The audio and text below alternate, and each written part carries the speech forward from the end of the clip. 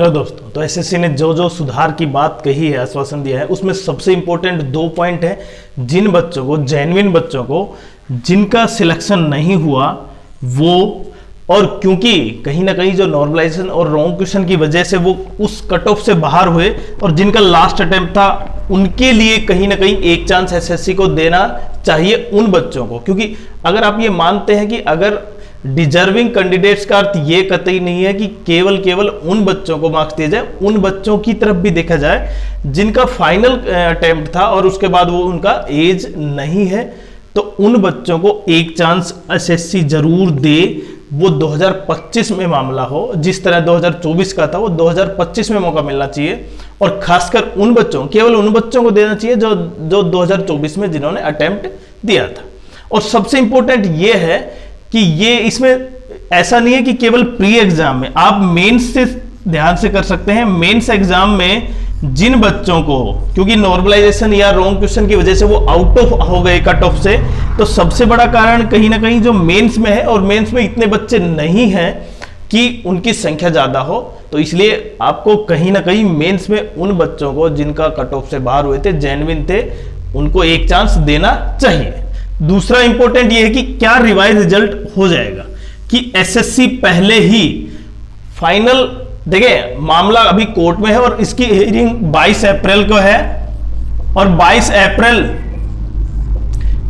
उससे पहले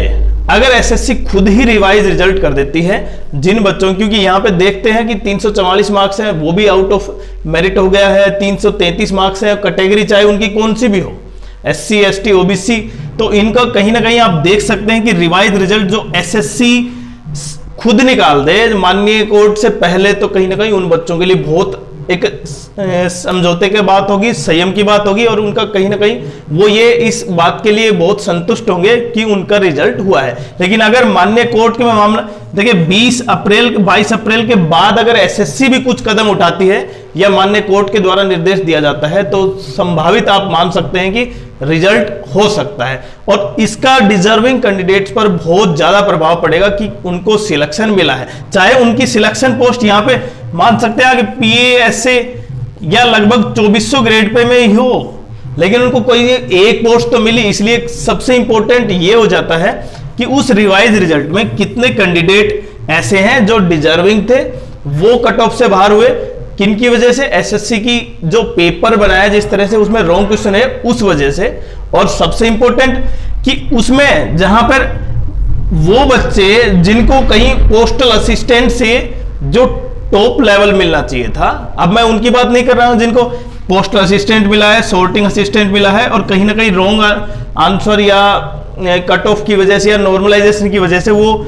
इतने कम मार्क्स पे आ गए, और मिलना चाहिए था उनको